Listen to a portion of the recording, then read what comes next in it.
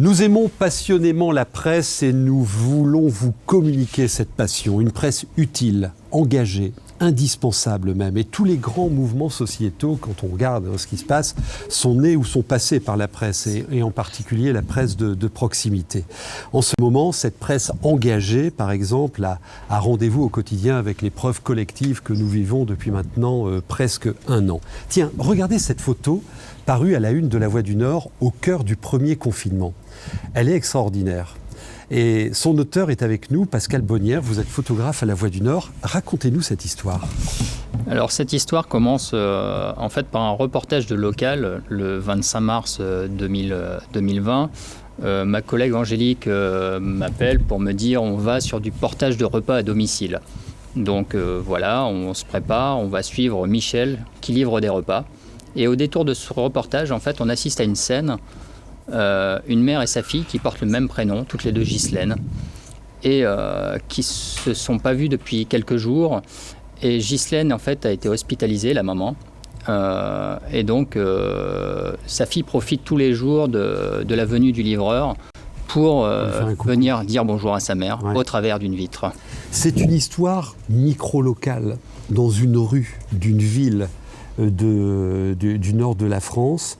Et finalement, par le sens qu'elle donne, elle a essaimé et c'est devenu un fait national. Racontez-nous aussi sa diffusion.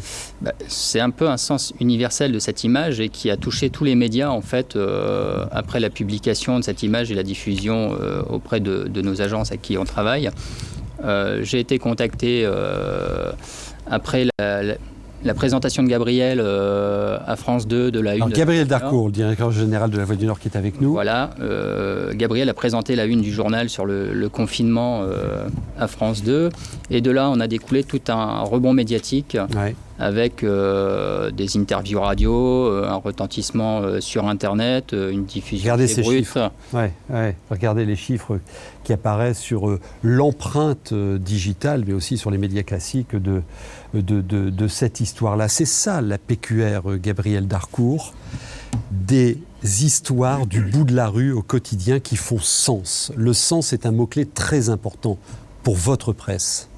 Oui, il est d'ailleurs un mot-clé très important de plus en plus dans la société d'aujourd'hui, dans l'économie, dans les entreprises. Les gens veulent retrouver du sens dans leur activité. Nous, en PQR, ça fait vraiment partie de notre métier, de notre quotidien. Et je crois que c'est ce petit plus qu'on peut avoir quand on travaille dans la presse. Et peut-être plus encore dans des périodes comme celle-là, avec ce rôle d'acteur central qui est plus que jamais nécessaire dans des périodes un peu troubles. On y reviendra évidemment au cours de nos échanges. Merci de nous accueillir pour ce rendez-vous du Festival Demain la Presse. Merci de nous accueillir ici dans vos studios. L'occasion pour vous de nous souhaiter la bienvenue. Oui, bienvenue. C'est toujours un plaisir d'accueillir des invités dans nos locaux, parce qu'ici passe plein de choses. Il y a de la presse écrite, mais il y a aussi de la télé, il y a de la radio, et tout ça dans ce bâtiment qui est au cœur de la grande place de Lille. Là encore, il y a un symbole du média qui est au cœur de sa région. Au cœur des territoires, c'est le thème de notre échange avec des invités que je vais maintenant vous présenter. Fanny Desmith, qui est la directrice générale adjointe du groupe Le Messager. 5 titres sur les départements de Savoie, Haute-Savoie et de l'Ain également. Bienvenue Fanny. Bienvenue également à François-Xavier Lefranc. Vous êtes rédacteur en chef de Ouest France. À Guillaume Doyen, directeur de la rédaction de la Gazette des Communes. Samuel Liévin, directeur du Pèlerin Magazine. Et d'autres invités que je vous présenterai. Alors, le sens, les habitants et la presse, et surtout en ce moment, qu'est-ce qu'ils disent de vous ? Ces lecteurs, internautes également. On les a interrogés il y a quelques heures dans les rues de Lille. C'est simple, c'est lisible, c'est pas compliqué, on s'y repère direct, tout ça. C'est ça qui est bien avec La Voix du Nord. Le papier, je l'ai pas ou très peu, donc du coup j'utilise les applis, mais quand j'ai le papier sous la main, je le prends. Ça me sert à avancer dans les nouveautés, dans ce qu'on... Bon, après, on est bien renseigné aussi sur la situation, ce qu'on a le droit de faire, pas faire, machin. Ça va aussi vite que dans du national. C'est marrant, j'ai l'impression que c'est inné. Depuis que j'étais enfant, les informations, on aime bien connaître ce qui se passe autour de soi. Avec le Covid, on est tout le temps dessus, quoi. Parce que vous suivez l'évolution. Puis l'évolution, étant donné que j'ai un mari malade et tout, donc on fait attention, on regarde un petit peu ce qui se passe. Oui, c'est important. Si votre journal quotidien vous manque, il vous manque quelque chose? Oui, j'aime bien voir les nouvelles locales et voilà. Oui, c'est une habitude après. Qu'est-ce qu'on trouve de plus dans la presse de proximité qu'on ne trouve pas ailleurs? Les petits potins du coin, on va dire. Et la relation au territoire? Tout à fait, non, mais c'est vrai qu'après, moi j'habite dans un petit village et j'aime bien savoir ce qui se passe dans les villages à la proximité et tout. Oui, non, c'est important de savoir. Ils sont plutôt, efficaces parce que ils sont là, ils sont sur, ils sont dans notre ville et puis ils regardent ce qui se passe. Enfin, moi qui ai une trentaine d'années, par exemple, moi mes amis autour de moi, ils en ont pas. Enfin, on fait pas ça. On lit pas les journaux, toute proximité, tout ça, on le fait pas. Qu'est-ce qui vous pousse vous à le faire alors? Faire autrement que les autres et pour pas que ça se perde aussi, peut-être un petit peu, quoi. Parce que c'est quand même dommage de, si on achète plus, ça va plus se produire et ils vont arrêter. Donc c'est vrai que c'est important de le garder, je trouve quand même. Oh là, Gabriel Darcourt, il faut pas que ça se perde. Vous êtes challengé là par les jeunes. On reviendra sur les nouvelles générations. On parlera également du sens, bien sûr, et comment cette presse de proximité s'impose comme capteur de tendances, des tendances sociétales. On parlera de l'influence, de l'utilité aussi. Et puis, dans vos organisations respectives, comment vous êtes agile pour vous transformer en permanence. Et tout de suite, peut-être une première question que je vais poser à François-Xavier Lefranc. François-Xavier, que faites-vous pour aller chercher ces nouvelles générations? Là, vous avez vu ce jeune homme qui a parlé à l'instant. Je crois qu'il faut leur raconter des choses qui les intéressent. Il faut leur parler de sujets qui les intéressent. C'est ça le secret. Il n'y en a pas d'autre. C'est pas de la technique. C'est même pas, je crois, une histoire de support. On dit souvent que les jeunes lisent moins le support papier. La raison elle est simple, c'est que ça coûte cher, ça coûte de l'argent, il faut acheter un journal. Les jeunes sont sans doute plus présents sur les supports numériques, nous y sommes extrêmement présents, mais si on est présent sur des supports numériques et qu'on leur parle de sujets qui ne les intéressent pas, ils ne nous liront pas. Donc si on veut que les jeunes nous lisent, intéressons-les. C'est aussi simple que cela, me semble-t-il. Alors c'est une sacrée révolution que vous avez engagée, Gabriel Darcourt. Aujourd'hui, quelle est la réalité de votre diffusion digitale auprès de ces jeunes? Est-ce qu'ils sont au rendez-vous de vos contenus? Ce qui est intéressant, c'est que nos audiences, donc notre nombre de lecteurs, n'a jamais été aussi important dans toute l'histoire de la Voix du Nord et n'a jamais connu de telle croissance. Donc le digital va apporter beaucoup de lecteurs nouveaux. Il apporte autre chose, c'est des jeunes lecteurs. Ce sont des jeunes. On a des chiffres qui indiquent que la population qui lit le plus le digital dans notre lectorat, c'est les 25-35 ans. D'accord. C'est dans les différentes tranches d'âge, c'est celle qui lit le plus. Et les moins de 35 ans au total représentent 40% de notre lectorat. C'est des chiffres qui sont différents de ceux du papier, mais qui sont extrêmement prometteurs et en forte croissance. Donc ça, c'est ce qu'apporte. Dieu sait que le digital peut, d'un point de vue économique, notamment bouleverser la donne et apporter une certaine forme de menace auprès de l'équilibre de nos entreprises, mais à côté de ça, il représente une formidable opportunité. Pascal Bonnier, vous êtes tous les jours sur le terrain à réaliser des reportages, à photographier la vie, la vraie vie. Ce que j'entends de messieurs Darcourt et Lefranc, est-ce que vous le constatez, un intérêt, sinon un regain des jeunes vers ce type de presse? C'est assez aléatoire. Certaines fois, on a les jeunes qui sont tournés vers nous. On est aussi tourné vers une population un peu plus active, un peu moins vers les jeunes. Ça va faire par le sport. On réfléchit toujours à avoir des rubriques qui sont orientées vers les jeunes. C'est encore des gens qu'on doit aller conquérir dans le contenu, quoi. Alors, François-Xavier Lefranc, regardons deux unes de Ouest France qui vont apparaître.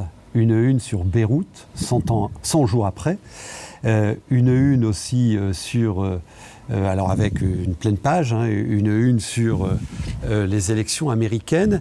Est-ce que, alors je vous provoque, hein, est-ce que c'est le rôle de la PQR que de titrer en une sur des événements internationaux? C'est le rôle d'un grand média.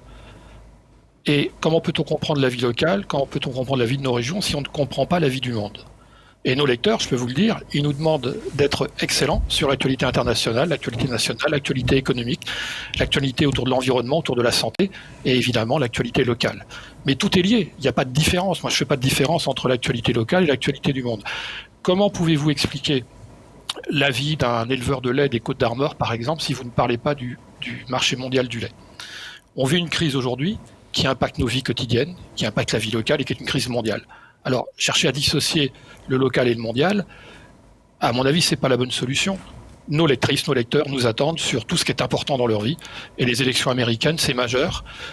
Le Liban, c'est majeur. On a fait, depuis la catastrophe, on a fait 3 reportages. On a envoyé à 3 reprises des équipes au Liban. Je peux vous dire qu'on a été extrêmement lus parce que ce qui se passe au Liban intéresse évidemment nos lectrices, nos lecteurs, à l'ouest et pas qu'à l'ouest d'ailleurs. Donc l'alchimie de votre presse, ce sont des allers-retours incessants entre des informations nationales, internationales et le local, mais également dans l'autre sens, du local vers le national et l'international. Fanny Desmith, à ce propos, alors vous avez des hebdos, hein, vous n'êtes pas dans la quotidienneté. Effectivement. On a pris un exemple intéressant qui est un vrai sujet économique et sociétal dans votre secteur, qui est le prix de l'immobilier. Donc ça, c'est un fait local. Et finalement, ah oui, complètement. De la manière, alors expliquez-nous, parce que de la manière dont vous le traitez, il est concernant également au niveau national. C'est un peu comme les éleveurs les producteurs de lait de Côtes-d'Armor. Expliquez-nous ça. Alors tout à fait. La particularité en Haute-Savoie, c'est que le prix de l'immobilier est extrêmement cher. Là, l'étude récente est sortie. Annecy est la ville la plus chère de France, enfin la ville de province la plus chère de France. Ouais. Ce qui fait qu'en fait, les locaux sont chassés des villes et des stations qui sont emblématiques au profit des périphéries. Donc nous, on l'incarne avant tout sur le local, puisque nous, notre enjeu, c'est de pouvoir toucher notre lectorat, mais ça a aussi une résonance sur les investisseurs immobiliers qu'il peut y avoir, notamment à Lille, à Rennes, à Nantes, etc. D'accord. Donc, c'est sans arrêt, c'est ça la richesse hein, de vos contenus, ces allers-retours permanents entre le local et le national, le micro et le macro. Et comme le dit François-Xavier Lefranc, il n'y a pas de petites et de grandes infos, quoi. Il n'y a que de l'info. C'est vrai, vous, dans votre métier ? Moi, je suis d'accord avec cette proposition, puisque l'actualité, de toute façon, elle est globale. Mmh. Donc la petite actualité s'ajoute à une petite actualité qui fait l'actualité mondiale, quoi. Mmh. Donc voilà, si on ne sort pas d'actualité locale, on n'aura pas d'actualité mondiale. Alors, un autre point à aborder, je redonne la parole à François-Xavier Lefranc, qui est celui de, alors je ne sais pas si c'est une mission pour vous, vous allez nous répondre, de pouvoir capter les tendances sociétales. Je prends l'exemple des Gilets jaunes. Donc ça démarre en novembre 2019. Vous avez commencé à en parler quand, vous, de ce ras-le-bol sociétal, de la contestation de la taxe carbone ? Un an avant. Un an avant. Un an avant, nous avons organisé à Rennes un grand événement que nous avons appelé les Assises nationales de la citoyenneté. Et pourquoi on a fait ça ? Parce qu'on se rendait compte, mais Ouest France, c'est une rédaction de 600 journalistes professionnels qui sont sur le terrain tous les jours et qui entendent des choses, qui voient la vraie vie. Et on se rendait compte qu'il y a beaucoup de choses qui se délitent en matière de citoyenneté. Donc on a envie, à travers un grand événement, de poser ces sujets-là. Après, je pense qu'on a été comme tout le monde, on a sans doute été surpris par l'ampleur que ça a pu prendre. Mais le fait que dans le centre-Bretagne, des gens, et c'est encore vrai aujourd'hui, arrivés au 15 du mois, n'arrivent plus à faire le plein de leur voiture pour aller au boulot, c'est une réalité que l'on connaît depuis très longtemps, mais que peu de gens entendent. Voilà. Donc, je crois que le rôle des médias de proximité, c'est d'être en proximité des personnes, en écoute permanente des personnes sur les territoires, et c'est comme ça qu'on arrive à capter la vraie réalité de la France. Et à ce sujet, je voudrais dire qu'il faut surtout arrêter de confondre la presse parisienne et la presse nationale. Parce que la nation, c'est quoi? La nation, elle rayonne sur tous les territoires de la République, que ce soit en Savoie, que ce soit outre-mer, que ce soit dans le Nord, que ce soit en Bretagne. Et donc la presse nationale, la vraie presse nationale, c'est une mosaïque de médias qui sont au plus proche des territoires et qui savent aussi relever la tête pour regarder notre pays dans son ensemble. Mais c'est ça la presse nationale. Arrêtons de penser que la nation rayonne à Paris. C'est pas vrai, c'est faux. Et on le sait bien depuis très longtemps. La vraie France, c'est une mosaïque de territoires, et les journaux de territoire, les journalistes qui travaillent en proximité sont là précisément pour qu'on ait, en lisant l'ensemble, une vision assez juste de ce qu'est la France et des tendances qui s'y dessinent. Alors, en entendant le rédacteur en chef de Ouest France, on comprend bien que vous faites bouger les lignes, que vous allez au-delà d'une pure mission d'information. J'ai l'impression que vous devenez aussi animateur du territoire.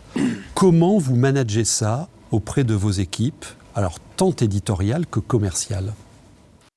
C'est finalement une caractéristique, je crois, de la PQR depuis son origine, d'être non seulement un média d'information, mais de par sa proximité, d'avoir cette vocation à être aux côtés des gens au quotidien et à leur être utile dans leur vie de tous les jours. Nous, c'est devenu même le cœur de notre projet d'entreprise qu'on a initié il y a 3 ans, essayant d'emmener, on parlait de sens tout à l'heure, d'emmener l'ensemble des collaborateurs vers cette mission-là. Être finalement pas uniquement spectateur de ce qui se passe dans la société, mais en être également acteur. Et je trouve qu'avec en plus avec cette période de Covid depuis 1 an maintenant, et c'est pas fini, cette dimension-là est encore plus importante que jamais. On est là pour informer. On l'a vu d'ailleurs dans votre micro-trottoir tout à l'heure. Les gens attendent de nous d'être informés plus que jamais, avec des infos mieux vérifiées que jamais, plus précises, mais aussi d'être, il y avait une dame qui le disait, d'être aidée. Son mari est malade, elle a besoin de savoir comment faire, d'avoir un coup de main. On est là pour donner un coup de main aussi. Est-ce qu'on peut dire, François-Xavier Lefranc, qu'une presse de proximité comme la vôtre va bien quand son territoire va bien et réciproquement? Elle vit avec, elle souffre avec, elle se développe avec. Ouest France est né en 1944, quand beaucoup d'autres quotidiens régionaux et beaucoup d'autres devenus aujourd'hui des grands médias qui sont plus que les quotidiens régionaux, on y reviendra peut-être tout à l'heure, parce que la particularité des médias de territoire, c'est qu'aujourd'hui, ils parlent bien au-delà de leur territoire grâce au support numérique. Il ne faut pas perdre surtout ça de vue.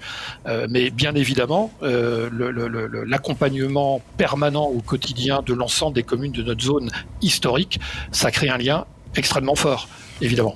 Alors je note le sujet de l'ère d'influence qui bouge effectivement énormément, on y reviendra tout à l'heure. Bienvenue à Guillaume Doyen, directeur de la rédaction de la Gazette des communes, l'homme des territoires, parce que vous, votre cible, votre audience, votre lectorat, ce sont les acteurs élus des territoires, mais aussi tous les collaborateurs des collectivités. Qu'est-ce qui s'est passé là sur cette année de crise? Comment vous vous êtes adapté à cette crise et à ce personnel des territoires qui la vit, qui l'anime, qui la contraint? Oui, bonjour à tous. Merci de votre invitation. Ce que ça a déclenché chez nous, c'est la création rapide de nouveaux services numériques. Comme plein de gens, on s'est retrouvés du jour au lendemain en confinement. Alors on avait déjà un site internet puissant, on publiait beaucoup de choses et on s'est dit qu'est-ce qu'on peut faire de plus? On a fait des webinaires, on n'en faisait pas ou quasiment pas, et ça a extrêmement bien marché. Nos lecteurs, nos abonnés, qui sont, comme vous l'avez dit, des cadres territoriaux, des élus, nous ont suivis, ça les a beaucoup intéressés. Et depuis, on n'a pas arrêté. Et je sais qu'on a fait ça et qu'on n'arrêtera plus. Après la crise Covid, on continuera à en faire parce que ça marche bien. Vous avez noté que nous, notre lectorat, c'était les acteurs, les décideurs des territoires. Et pour nous, c'est particulièrement utile cette numérisation d'une partie de nos activités, puisqu'on doit s'adresser à absolument tout le monde sur le territoire national. Voilà, on a aussi numérisé un certain nombre de nos conférences. Rapidement, on l'a fait, puis ça marche plutôt bien.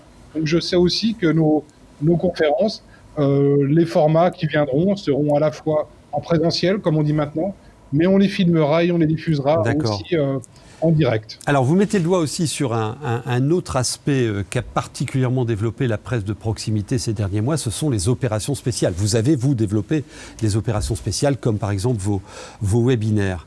Elles sont intéressantes parce qu'elles fidélisent le lectorat et par ailleurs sont aussi monétisables. C'est un point important. Question à nos éditeurs. Est-ce que vous pouvez nous donner un exemple d'opération spéciale concernante qui fidélise? Alors, on commence avec Le Messager, par exemple? Alors oui, on a commencé pendant la période de crise à pouvoir mettre en place une interface sur toutes les initiatives qui étaient faites par les entreprises. On s'est rendu compte que nous, on n'avait qu'un média qui traitait que des informations locales, de manière générale, mais pas à destination des entreprises. Et on a vu pendant cette période-là qu'elles se sont renouvelées, qu'elles étaient hyper actives et qu'elles faisaient plein de choses. D'accord. Du coup, on a créé une rubrique dédiée qu'on a appelée Initiative Entreprise. On a créé un partenariat avec la CCI de Haute-Savoie qui nous a tout de suite suivis pour qu'on puisse avoir des premiers financements, des premiers équipements. Là, on voit la newsletter. Par exemple, la newsletter, il faut la financer, il faut la créer, aller très vite. Et en fait, aujourd'hui, cette rubrique existe et elle s'inscrit dans le temps. Elle fait partie de toutes nos rubriques qui créent de l'acquisition, qui font de la page vue et qui, petit à petit, va se transformer en rubrique économique. Donc, vous l'avez développé, vous l'avez développé en audience, ça? On l'a développé au départ en audience. D'accord. Et en monétisation. Et en fait, on s'est rendu... Et petit à petit en monétisation, parce qu'on s'est rendu compte que les articles qui étaient gratuits, les gens s'abonnaient à notre site sur un article gratuit qui venait de cette rubrique-là. D'accord, d'accord. Alors, on regarde un spot, c'est pour montrer aussi que vous ouvrez bien évidemment aux réalités de vos territoires et aux acteurs de votre territoire et pour aller les chercher, ces entrepreneurs, vous avez communiqué avec ce spot. Le groupe Le Messager, en partenariat avec la CCI Haute-Savoie, présente Initiative Entreprise, votre nouveau rendez-vous avec l'actualité économique. Consultez la rubrique Initiative Entreprise sur les sites du Messager et de l'Essor Savoyard et inscrivez-vous à la newsletter Éco. Initiative Entreprise, portez un regard neuf sur l'actualité économique de Haute-Savoie. Alors, même question à François-Xavier Lefranc, un exemple avec ce genre qui se développe énormément, le brain content, parce que finalement c'est ça l'exemple, l'histoire du Messager. Un exemple, Monsieur Lefranc? Alors nous, ce qu'on a surtout essayé de faire, c'était de permettre à chaque acteur économique, et notamment les plus petits acteurs économiques, de pouvoir, grâce à notre plateforme numérique, donner leurs informations, les informations qui ont été importantes dans cette période de crise où tout a été bousculé pour eux, et on continue, je pense notamment par exemple au commerce, et pour leur permettre très facilement de communiquer, de donner des informations. Voilà, donc on a ouvert notre plateforme numérique à de très très nombreux acteurs. D'accord. Et on a mené des actions spécifiques en direction des entreprises à travers à travers Ouest France Entreprises, qui est un peu notre verticale à destination des entreprises de l'Ouest, les grandes entreprises et les petites entreprises, parce qu'évidemment ce qui est en train de se passer depuis plusieurs mois, c'est une transformation de l'économie régionale, une adaptation à une crise extraordinaire, mais aussi une transformation avec des choses nouvelles qui se créent, beaucoup d'innovations, y compris à toute petite échelle, et c'est absolument passionnant d'ailleurs à regarder, commune après commune, tout ce qui est en train de se réinventer pour faire face à la crise. Gabriel Hercourt. Oui, j'ai à l'esprit, bien sûr, cette période-là, les uns et les autres, on a activé pas mal d'opérations spéciales. Celle qui me vient à l'esprit était au moment du deuxième confinement pour soutenir les petits libraires indépendants. On se souvient que voilà, leur librairie était fermée, ils ont souffert beaucoup, ils continuent à souffrir. Mais c'était une période très très compliquée et donc on s'est associé au Crédit Agricole justement pour leur donner la parole. C'était une forme de brain content sponsorisé et là ces libraires indépendants donnaient des conseils de lecture pour cette période de confinement. D'accord. Et en même temps mettaient en avant leur service de click and collect à ce moment-là. Bon, c'est une des et cette histoire fait partie des 55 histoires que vous racontez, ces 55 jours qui ont changé nos vies, tout ce storytelling de cette épreuve collective que peut vivre un territoire avec son média au cœur de la vie du territoire. Guillaume Doyen, encore une question rapidement. Comment captez-vous les sujets sociétaux, hein? On parle beaucoup du sens, donc il y a les circuits courts, la sécurité. Comment vous les captez? Comment vous en parlez? Et est-ce qu'il y a du local exemplaire? C'est-à-dire qu'une histoire à Saint-Nazaire peut intéresser Marseille. Comment vous le traitez, ça? Vous venez de définir une partie de nos choix. Il faut que les histoires soient exemplaires. Nos abonnés, ils lisent déjà la PQR et ils lisent aussi la nationale. Donc ils sont déjà informés de ce qui se passe. Nous, l'intérêt, c'est de raconter comment ils peuvent faire. Parce qu'une fois qu'on a dit il faut aller trouver les personnes âgées pour les vacciner, ça c'est une belle démarche, mais il faut expliquer aux cadres territoriaux comment s'y prennent les uns et les autres pour effectivement aller concrètement avec quels moyens, avec quels fichiers, comment ils vont trouver ces personnes âgées. D'accord. Vous voyez, nous, c'est comment ils font. Du partage d'expérience que vous organisez. Vous êtes presque une plateforme de benchmark, comme on dit, hein, dans les entreprises. Vous pouvez un peu le définir comme ça, oui. Ouais. Dans 5 minutes, on retrouvera le directeur du Pèlerin Magazine, mais tout de suite, une autre histoire hein, qui se passe ici, dans cette région. Bienvenue à Carole Védiche, vous êtes présidente de l'association Mots et Merveilles. Alors, l'association Mots et Merveilles, je ne sais pas... Voilà, bienvenue madame. Votre association lutte contre un fléau très, très présent dans cette région, hein, qui affiche malheureusement les pires scores nationaux, qui est celui de l'illettrisme. Expliquez-nous, Gabriel Darcourt, votre rencontre avec cet asso. Alors je pense que Carole l'expliquera encore plus précisément que moi, mais c'est vrai qu'au départ, c'est l'histoire d'une rencontre entre une journaliste locale et puis une responsable d'association qui fait des choses formidables, qui sont peut-être pas très connues. Et voilà, tout le rôle du journaliste et de la presse régionale, ça va être de mettre un coup d'éclairage dessus. Et finalement, ça va être le début d'une histoire ou l'accélérateur d'une histoire que Carole va raconter mieux que moi. Me concernant, ça commence par un prix dont Carole se souvient sans doute, qui était le prix de Version Femina, qui est notre partenaire supplément du samedi, qui sélectionne les femmes de l'année, en fait. Et on avait proposé la candidature de Carole Védiche et de son association, et elle a remporté le prix. D'accord. Alors, l'étape 1, c'est un papier sur cette association et l'action. C'est une rencontre. Et l'étape 2, et c'est celle-là qui est passionnante dans le rôle que vous jouez, vous, médias de proximité, c'est la connexion pour dire on a peut-être un truc à coproduire ensemble. Bienvenue Carole Védiche, présidente de l'association Mots et Merveilles. Une histoire intéressante avec cette association que vous avez menée. Alors, cette association lutte contre l'illettrisme, un fléau très, très prégnant dans cette région. Vous faites votre boulot, et vous faites un article sur cet asso. Expliquez-nous. Au début, c'est l'histoire d'une rencontre, effectivement, avec une journaliste localière dans la région d'Aulnoy-Aymeries, où est l'association de Carole. Et puis de fil en aiguille, je crois aussi que le courant passe bien entre la journaliste et Carole. Et puis un deuxième article, un autre. Et finalement, progressivement, c'est ça qui a aidé l'association à prendre cette ampleur. Ça a été relayé aussi à un moment par la victoire de cette association dans un prix que remettait Version Féminin, notre partenaire magazine du samedi. Et voilà, on avait proposé la candidature de cette association qui a remporté le prix, et ça a été encore une étape supplémentaire de franchie. Alors, Carole Védiche, ça c'est l'étape 1, hein, ils font juste leur boulot de raconter la vie associative du territoire, mais l'étape 2 est intéressante, c'est que vous vous retrouvez, vous, acteurs, hein, qui travaillez sur un fait sociétal très important, l'illettrisme, et le PQR et le journal, pour dire on a un truc à faire ensemble. Alors, quelle coproduction vous avez imaginée?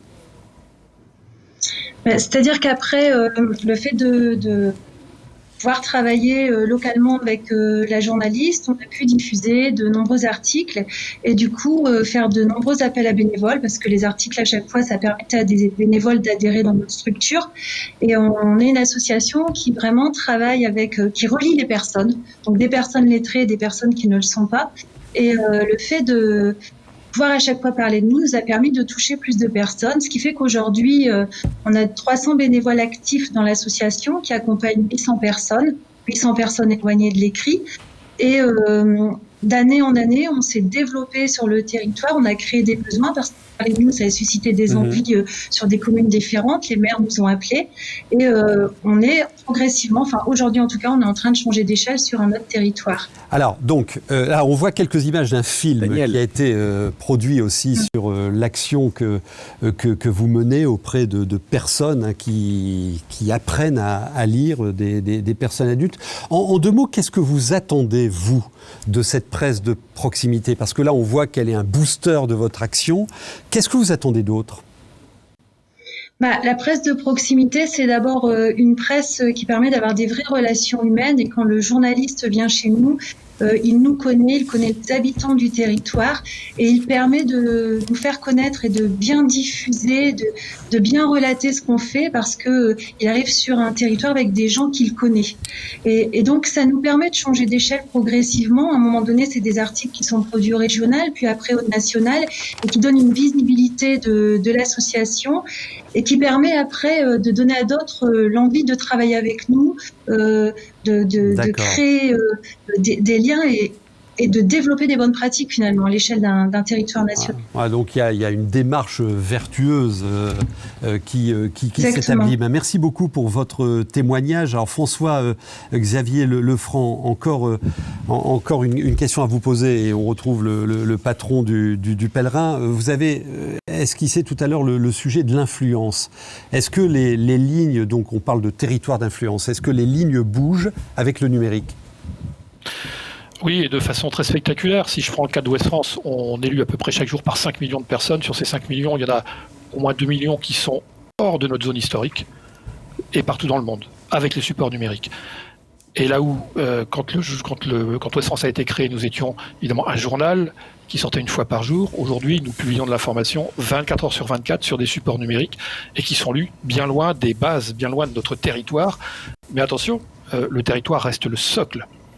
Je le disais tout à l'heure, on a une rédaction de 600 journalistes, ils sont sur le territoire, certains d'entre eux travaillent sur l'actualité internationale, un certain nombre d'entre eux partent en reportage, mais le territoire reste le socle à partir duquel on regarde le pays, on regarde le monde et on regarde évidemment tous les jours au plus près sa région.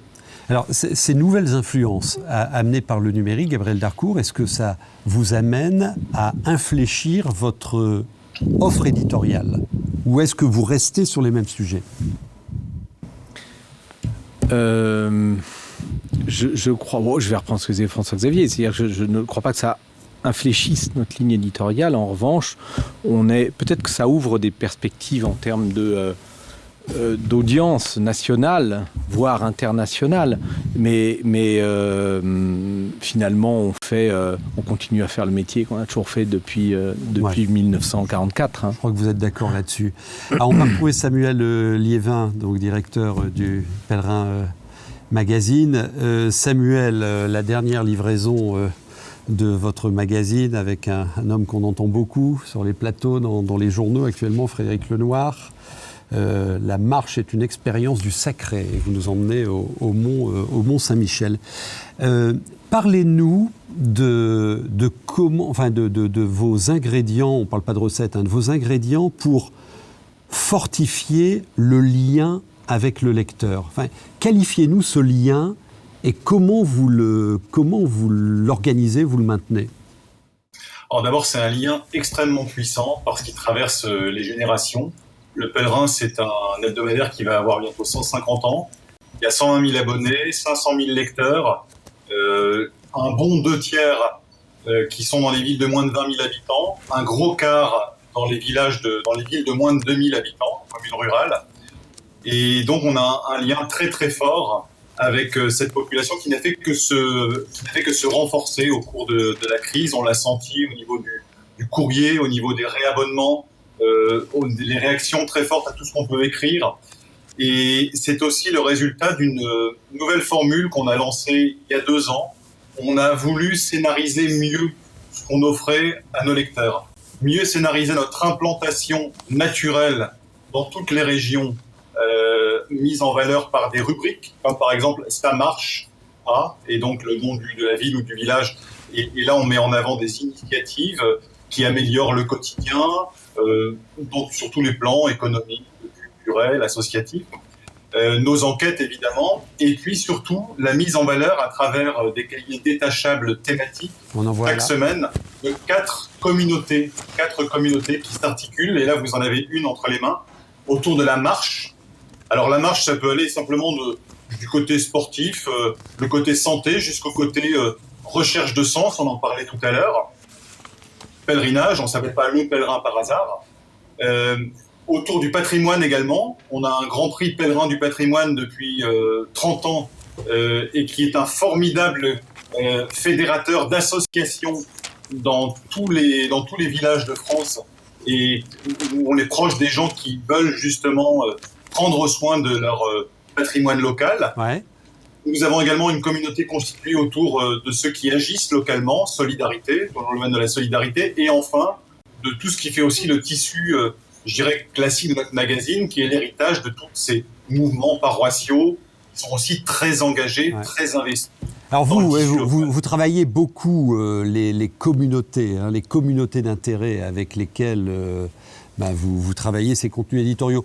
Vous avez bossé dans la presse quotidienne régionale et en local avant d'aller chez Bayard, dans un grand journal. Il était à la voix du Nord, ce garçon. Qu'est-ce que vous en avez gardé pour votre expérience de presse nationale aujourd'hui ? Le réflexe de l'incarnation. Notre journal, il s'appelle L'actu à visage humain. J'en suis très fier, et ça, je l'ai appris dès mon premier reportage à la Voix du Nord, à la locale de Tourcoing. C'est-à-dire que là, on renverse la manière de faire qui est finalement assez française, d'avoir des entrées plutôt globales, plutôt analytiques. Et là, un reportage, ça commence par pousser une porte, sortir de l'agence et rencontrer. Et c'est vraiment ce qu'on se fait fort, nous, chaque jour, de faire. C'est-à-dire qu'on n'a pas le maillage local, évidemment, de la presse quotidienne régionale. C'est pas notre vocation. En revanche, notre contenu, c'est du fait maison. On va rencontrer les gens sur place, et on a une manière de mettre en valeur leur façon d'agir, l'incroyable résilience qu'on constate partout dans notre pays, malgré les difficultés, et qui fait un effet miroir vis-à-vis des lecteurs partout. Et ça crée une envie.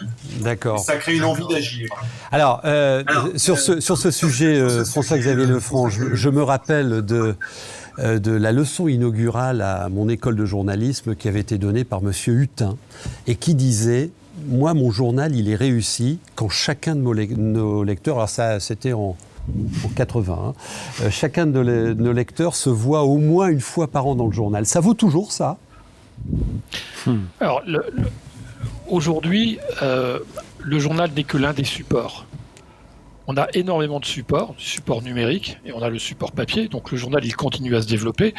Mais autant ça fait un certain nombre d'années que je suis dans le métier, autant au début, avant en fait l'information numérique, on pensait qu'il fallait tout montrer dans le journal, il fallait essayer de montrer un maximum de choses.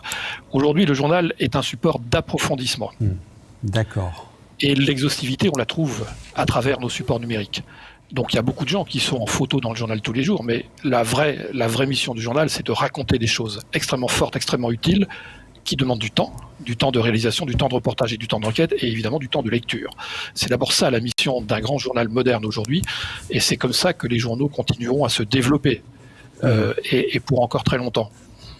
On va conclure avec un dernier tour de table auprès de Gabriel, de Fanny et de François-Xavier. Juste avant, Pascal, parce que vous êtes jeune, vous. Alors, bien sûr que c'est votre job de travailler dans un PQR, mais autour de vous, les jeunes, ceux de votre génération, qu'est-ce qu'ils disent de cette presse, en vrai, là ? Ce que disent les jeunes de la presse... Oui, vous challenge. Moi, j'ai beaucoup d'amis qui suivent l'actu sur La Voix du Nord, souvent par les médias, par les réseaux sociaux, plus que par le journal papier, il faut être honnête. Souvent, ils découvrent le journal plus dans l'entreprise, parce que ça traîne encore dans les entreprises, un peu dans la famille. Mais l'intérêt est vraiment d'aller les chercher sur le numérique. Le papier, c'est plus compliqué quand on a 35-40 ans d'aller chercher sur ce réseau-là. Oui, et puis... Entre parenthèses, un sujet dont on n'a pas parlé, c'est la force de la marque aussi. Il y a cette intimité presque. On peut parler d'intimité, Gabriel ? Moi, j'aime bien parler de... Attachement. Oui, j'aime bien parler de complicité même. Et je trouve qu'il faut qu'on retrouve la complicité, pas la complexité, qui est véhiculée par le journal papier, qui a ce côté, ce lien presque charnel, et qui pourrait avoir tendance à s'atténuer avec le digital. Et finalement, il faut qu'on retrouve d'autres façons dans l'échange peut-être plus proche, plus facile qu'il peut y avoir avec les lecteurs via le digital, qu'on retrouve cette forme de proximité affective ou de complicité qui est vraiment une force de la PQR, je pense. Une dernière question à François-Xavier, Fanny et vous, Gabriel. On a entendu plein d'engagements et de paroles positives sur cette presse en mouvement, cette indispensable presse, et en même temps, vos modèles économiques tanguent, c'est compliqué, c'est complexe même, et vous travaillez à ces retournements. Quelles sont vos convictions aux uns et aux autres pour réussir la partie et réussir rapidement votre indispensable transformation? François-Xavier. Première chose, c'est d'investir dans le journalisme. Parce que ce qui sauvera les médias, c'est le journalisme, c'est rien d'autre. Et le journalisme, ça demande des moyens importants. Et donc, c'est la première chose, investir dans le journalisme de qualité, dans l'enquête, dans le reportage. Ensuite, c'est investir dans l'innovation. Je vous parlais tout à l'heure des nombreux supports numériques, c'est de l'innovation permanente, et donc ça nécessite là aussi des investissements importants. Et puis, je crois que il faut travailler le lien de confiance. Moi, je partage tout ce qui a été dit tout à l'heure sur le lien avec les lecteurs. Nos titres inspirent confiance, et dans des moments de crise comme ceux qu'on vit en ce moment, dans les moments un peu difficiles, cette confiance-là, on en mesure le prix exceptionnel. Donc c'est surtout ça qu'il ne faut pas abîmer, mais il faut bouger, il faut innover, et puis il faut être bon sur l'information. La vraie question, c'est qu'est-ce qu'on a à raconter aux gens? Est-ce qu'on a encore des choses à raconter aux gens? Moi, je pense qu'on a encore énormément de choses à raconter aux gens. C'est là-dessus qu'il faut investir. Merci beaucoup. Fanny, votre réponse? Alors moi, je pense que c'est créer des contenus qu'on ne peut pas trouver ailleurs. C'est la particularité des hebdos, c'est qu'on est obligé de faire des choix de base toutes les semaines par rapport au journal. C'est de pouvoir proposer des contenus multimédia sur nos sites, hyper enrichis en vidéo, en audio, en photo, et tout ça incarné par les journalistes. C'est aussi l'agilité de nos rédactions. Alors c'est vrai que nos journalistes gèrent le sujet du début jusqu'à la fin. Ils font les vidéos, ils font le montage dans l'article. En fait, ils font le service après-vente même, puisqu'ils vont jusqu'à répondre aux commentaires. Vraiment, ils gèrent toute la chaîne. Et puis aussi, c'est pour nous proposer moins, mais mieux. C'est un peu ce que François-Xavier disait, c'est vraiment quelque chose de qualité. Merci beaucoup, Gabriel. Je crois que grâce au digital, dans le monde dans lequel on vit, on n'a jamais eu autant de moyens pour revenir au cœur du journalisme, ce que disait François-Xavier tout à l'heure, mais à cette capacité de raconter des histoires, parce que c'est finalement ce qu'attendent les gens, et de les informer. Et là, on a une palette d'outils, de façons de les toucher à tout moment de la journée, beaucoup plus encore que quand il n'y avait qu'un seul support qui était le papier. Donc je pense que le potentiel, il est formidable. Donc à nous de savoir l'exploiter en travaillant le contenu, celui qui intéresse les lecteurs. Merci pour vos interventions, vos photos, vos témoignages, et merci à vous de nous avoir suivis en espérant que vous aurez eu de bonnes réponses aux questions qu'on se pose sur l'utilité de la presse. Elle ne lâche rien, elle sera encore là pour longtemps. À bientôt.